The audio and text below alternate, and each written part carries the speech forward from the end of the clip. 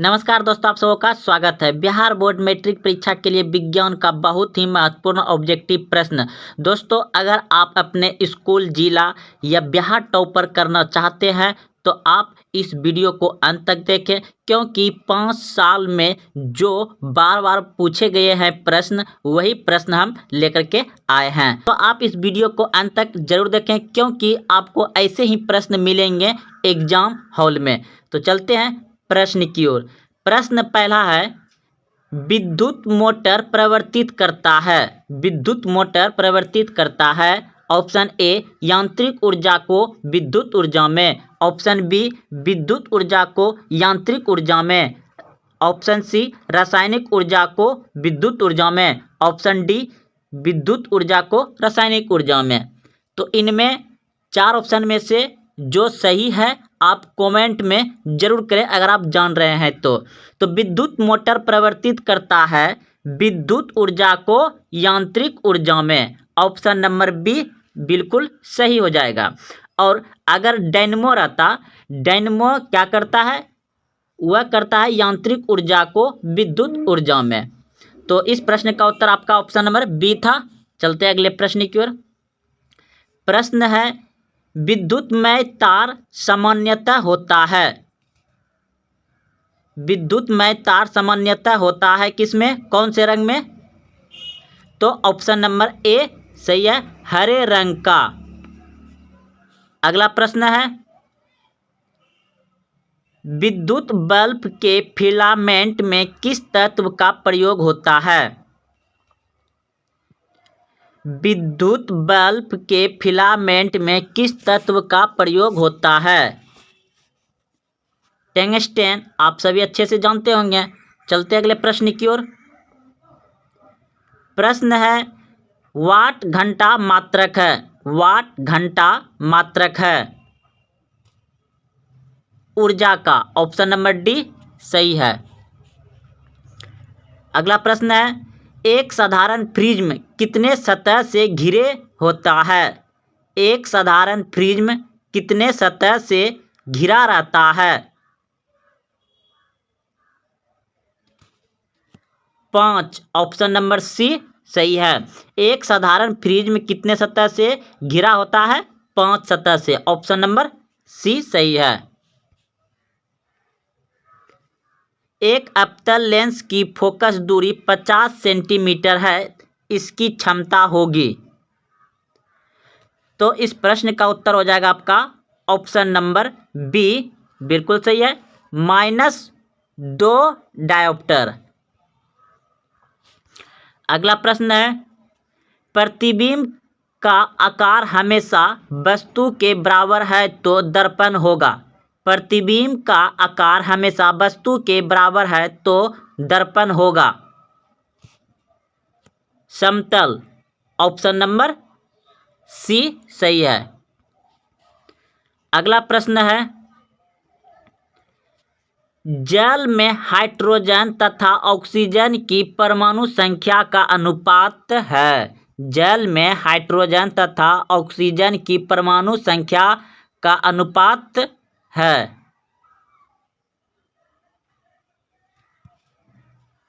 2:1। Option number B सही है। जल में हाइड्रोजन तथा ऑक्सीजन की परमाणु संख्याओं का अनुपात होता है 2:1। ऑप्शन नंबर बी सही है। अगला प्रश्न है, एल्काइन का सामान्य सूत्र है। तो ऑप्शन नंबर डी सही हो जाएगा आपका, CnH2n-2। अगला प्रश्न है, लोहे की परमाणु संख्या है। लोहे की परमाणु संख्या है 26 और लोहे का संकेत होता है Fe। अगला प्रश्न है, कठोर जल को मृद बनाने के लिए सोडियम के किस यौगिक का उपयोग किया जाता है? तो ऑप्शन नंबर सी सही हो जाएगा, Na2CO3। अगला प्रश्न है, कौन सा उधातु विद्युत का सुचालक है? कौन सा उधातु विद्युत का सुचालक है? तो ऑप्शन नंबर बी बिल्कुल सही है, ग्रेफाइट। अगला प्रश्न है, निम्न में से कौन अम्लीय है? निम्न में से कौन अम्लीय है? दोस्तों, अम्लीय की बात किया जाए तो 7 से कम होता है, और क्षारीय की बात करें, क्षारीय तो 7 से अधिक होता है, और उदासीन का बात करें तो 7 के बराबर होता है। तो यहाँ पूछ रहा है क्या? अम्लीय, यानी कि 7 से कम होना चाहिए। तो 7 से कम कौन सा है? ऑप्शन नंबर ए सही है। 3, अगला प्रश्न है, निम्न अभिक्रिया किस प्रकार की है? तो आप यहाँ अभिक्रिया होते हुए देख रहे हैं, तो इस प्रश्न का उत्तर क्या हो जाएगा? अपघटन। अपघटन, ऑप्शन नंबर सी सही है। अगला प्रश्न है, मनुष्य के शरीर की सबसे बड़ी ग्रंथि है? मनुष्य के शरीर की सबसे बड़ी ग्रंथि है?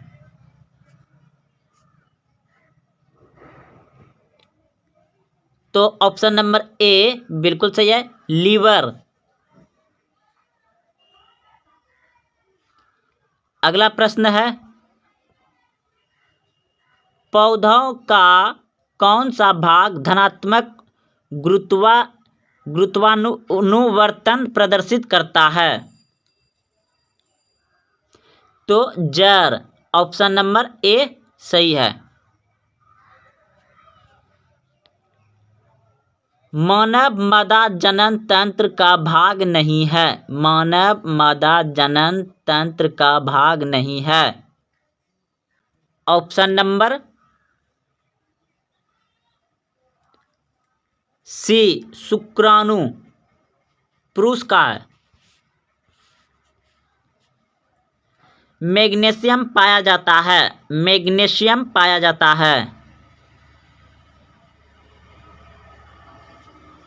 क्लोरोफिल में मैग्नीशियम कहाँ पाया जाता है? क्लोरोफिल में, ऑप्शन नंबर ए सही है। कुल्हा किस राज्य की नहर सिंचाई की स्थानीय प्रणाली है? Himachal Pradesh, option number B सही है। हाइड्रिला पौधे में रंध्र कहाँ पाए जाते हैं? हाइड्रिला पौधे में रंध्र कहाँ पाए जाते हैं? पत्तियों में, तनों में, पत्तियों एवं तना दोनों पर, इनमें कोई नहीं। तो इस प्रश्न का उत्तर हो जाएगा आपका ऑप्शन नंबर डी बिल्कुल सही है, इनमें से कोई नहीं। बिहार बोर्ड मैट्रिक परीक्षा में 2 नंबर या 3 नंबर से पूछे जाने वाला प्रश्न है कि ए मीटर और वाल्ट मीटर की तुलना करें, यानी दोनों में अंतर बताइए। इस तरह से आपको 2 नंबर का विज्ञान में पूछेगा प्रश्न। तो करना क्या है, उत्तर में आप यहाँ उत्तर लिख दीजिएगा, उसके बाद यहाँ पे आप लिख लीजिएगा ए मीटर और इधर लिख लीजिएगा वाल्ट मीटर। अब देखिए दोनों तरफ लिख लिए जैसा कि यहाँ पे लिखा हुआ है। तो पहले में लिखिएगा नंबर 1 दे करके, यह विद्युत परिपथ में धारा की प्रबलता को मापता है। और वाल्ट मीटर में लिखिएगा, यह विद्युत परिपथ में किसी 2 बिंदुओं के बीच का विभवांतर को मापता है। तो दोनों में अंतर समझ गए दोस्तों। इस तरह से आपको कॉपी में लिख लेना है और याद करना है, जो कि आप एग्जाम हॉल में लिख सकते हैं और 2 या 3 नंबर आराम से ला सकते हैं। दूसरे में लिखिएगा ए मीटर में विद्युत परिपथ में श्रेणी क्रम में जोड़ा जाता है। और फिर वाल्ट मीटर में लिखिएगा विद्युत परिपथ में समांतर क्रम में जोड़ा जाता है। 3 नंबर फिर दे के लिखिएगा ए मीटर में, इसका स्केल एम्पियर ए में अंकित होता है। अब फिर वाल्ट मीटर में 3 नंबर दे के लिखिएगा, इसका स्केल वोल्ट V में अंकित होता है। विज्ञान से 2 या 3 नंबर से पूछे जाने वाला प्रश्न है कि श्वसन एवं प्रकाश संश्लेषण में क्या अंतर है। श्वसन एवं प्रकाश संश्लेषण में क्या अंतर है, तो आप यहाँ उत्तर में लिखिएगा कि इधर लिखिएगा श्वसन, इधर लिखिएगा प्रकाश संश्लेषण। तो श्वसन में लिखिएगा इधर, श्वसन एक अपचयी क्रिया है। श्वसन एक अपचयी क्रिया है। प्रकाश संश्लेषण में लिखिएगा 1 नंबर दे करके, प्रकाश संश्लेषण एक उपचयी क्रिया है। प्रकाश संश्लेषण एक उपचयी क्रिया है। अब श्वसन में 2 नंबर दे करके लिखिएगा, इनमें ग्लूकोज का विघटन होता है। इनमें ग्लूकोज का विघटन होता है। और फिर प्रकाश संश्लेषण में लिखिएगा 2 नंबर दे करके, इनमें ग्लूकोज का निर्माण, ब्रैकेट में लिख लीजिएगा, संश्लेषण होता है। यानी इनमें ग्लूकोज का निर्माण होता है और श्वसन में ग्लूकोज का विघटन होता है। उल्टा हो रहा है। अब फिर श्वसन में 3 नंबर दे करके लिखिएगा, श्वसन की क्रिया पौधे एवं जंतु दोनों में होते हैं। श्वसन की क्रिया पौधे एवं जंतु दोनों में होते हैं। और प्रकाश संश्लेषण में लिखिएगा 3 नंबर दे करके, प्रकाश संश्लेषण की क्रिया सिर्फ हरे पौधे में होती है। प्रकाश संश्लेषण की क्रिया सिर्फ हरे पौधे में होती है। तो ये था आपका श्वसन और प्रकाश संश्लेषण में तुलना या अंतर, जो कि विज्ञान में आपको 2 नंबर से पूछे जाएंगे।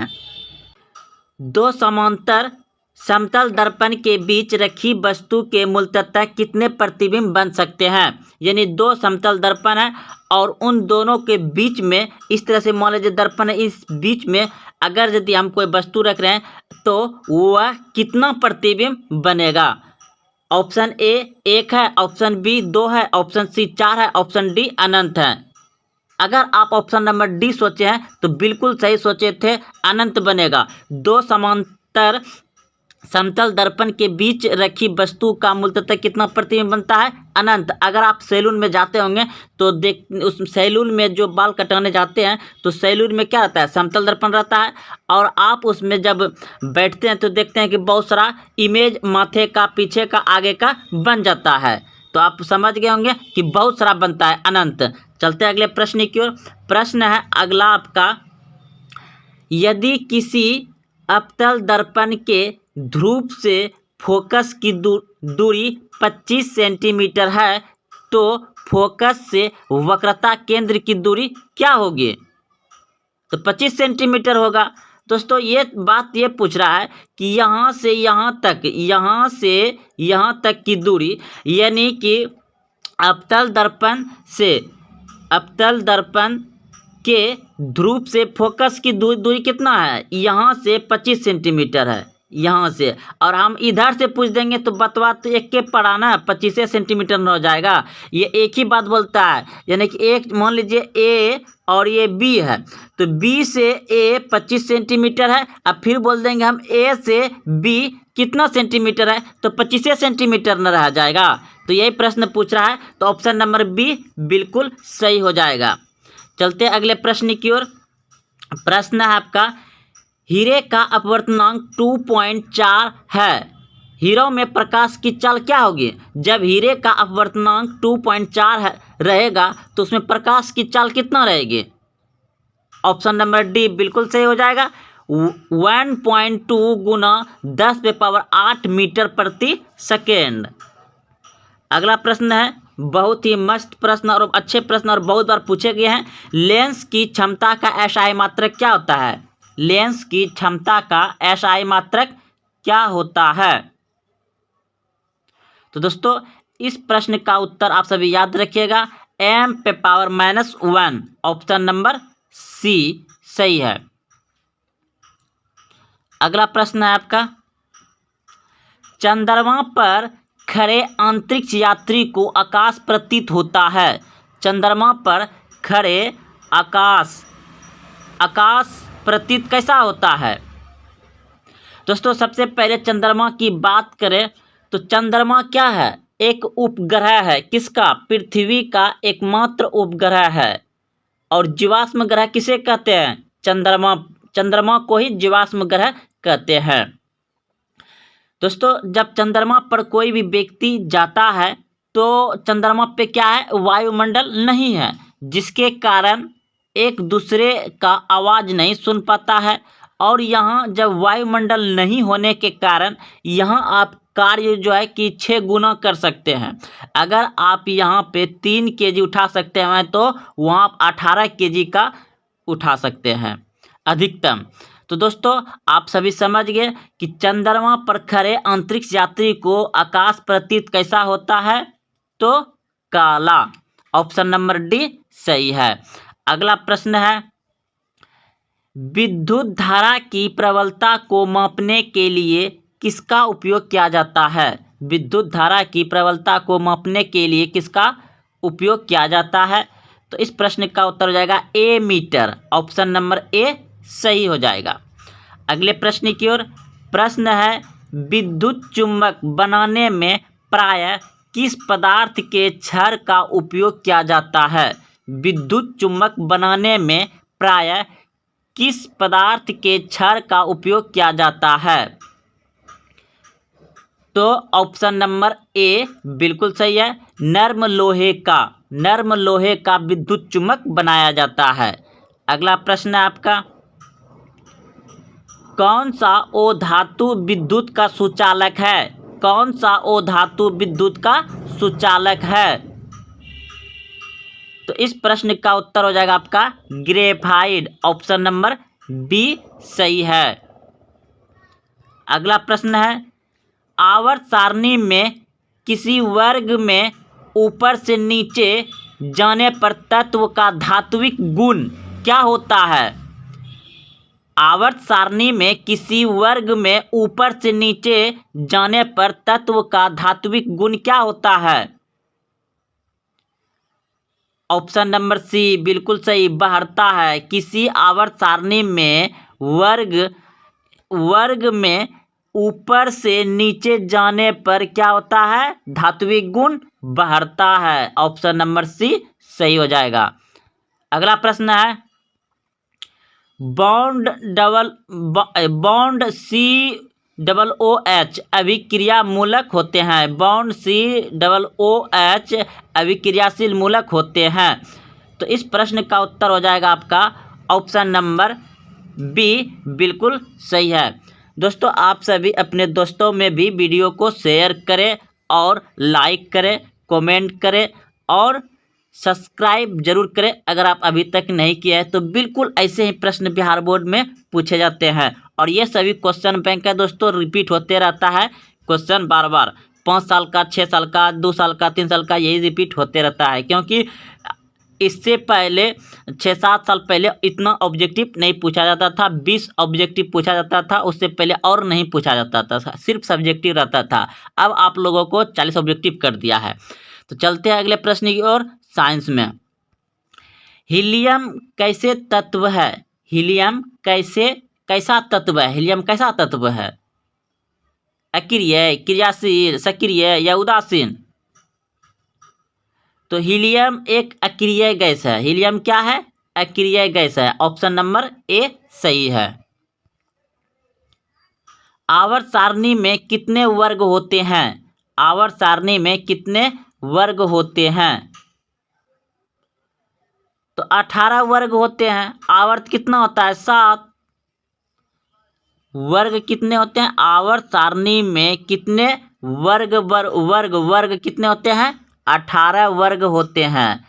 और आवर्त कितने होते हैं? 7 होते हैं। अगला प्रश्न है, जल का pH मान कितना होता है? जल का pH मान कितना होता है? तो 7 होता है। जल क्या होता है? उदासीन होता है। और अम्लीय क्या होता है? 7 से कम। क्षारीय क्या होता है? 7 से अधिक। अगला प्रश्न है, किसी पदार्थ से ऑक्सीजन का निष्कर्षण कहलाता है? तो इस प्रश्न का उत्तर हो जाएगा अवकरण। ऑप्शन नंबर बी सही है। अगला प्रश्न है, वन पारिस्थितिक तंत्र में हिरण होते हैं। वन पारिस्थितिक तंत्र में हिरण होते हैं। प्राथमिक उपभोक्ता ऑप्शन नंबर बी सही है। हमारे शरीर में विभिन्न जैविक कार्य का नियंत्रण होता है, यानी कि हमारे शरीर में विभिन्न जैविक कार्यों का नियंत्रण होता है। किसके द्वारा होता है? तंत्रिका द्वारा, रसायनों द्वारा, तंत्रिका एवं रसायनों दोनों के द्वारा, या इनमें से कोई नहीं। तो इस प्रश्न का उत्तर हो जाएगा ऑप्शन नंबर सी, बिल्कुल सही है। तंत्रिका एवं रसायनों दोनों के द्वारा, ऑप्शन नंबर सी बिल्कुल सही है। हमारे शरीर में विभिन्न जैविक कार्य को नियंत्रित कौन करता है? तंत्रिका द्वारा और रसायनों के द्वारा। तो ऑप्शन नंबर सी बिल्कुल सही हो जाएगा, दोनों। अगला प्रश्न है, निम्नलिखित में कौन एमिनो अम्ल के विखंडन से बनता है? निम्नलिखित में कौन एमिनो अम्ल विखंडन से बनता है? NH3 ऑप्शन नंबर सी सही है। अगला प्रश्न है, हृदय के वेश्मों का शिथिलीन कहलाता है। हृदय के वेश्मों का शिथिलीन कहलाता है। तो इस प्रश्न का उत्तर हो जाएगा आपका ऑप्शन नंबर बी, बिल्कुल सही है, डायस्ट्रायल, ऑप्शन नंबर बी सही है। अगला प्रश्न है आपका, इनमें किसके द्वारा अमीमा भोजन का अंत ग्रहण करता है? इनमें किसके द्वारा अमीमा भोजन का अंत ग्रहण करता है? कूटपात, ऑप्शन नंबर ए सही है। कूटपात, अमीमा किसके द्वारा भोजन ग्रहण करता है या अंतर ग्रहण करता है? कूटपात, ऑप्शन नंबर ए सही है। अगला प्रश्न है आपका, आयोडीन की कमी से रोग होता है। आयोडीन की कमी से रोग होता है। तो आप सभी जानते हैं कि आयोडीन की कमी से क्या होता है? घेंघा रोग होता है। और इंसुलिन की कमी से क्या होता है? मधुमेह रोग होता है। इंसुलिन की कमी से मधुमेह रोग, और आयोडीन यानी कि नमक की कमी से होता है घेंघा रोग। तो दोस्तों ये सभी प्रश्न जो था आपका बहुत महत्वपूर्ण ऑब्जेक्टिव था, और बिल्कुल ऐसे ही प्रश्न दोस्तों पूछे जाते हैं। आप इस वीडियो को अंत तक देखते हुए आए हैं तो आप कमेंट करें कि कैसा लगा, और अपने दोस्तों में शेयर भी ज़रूर करें। तो चलते हैं, मिलेंगे फिर शाम में। जय हिंद, जय भारत।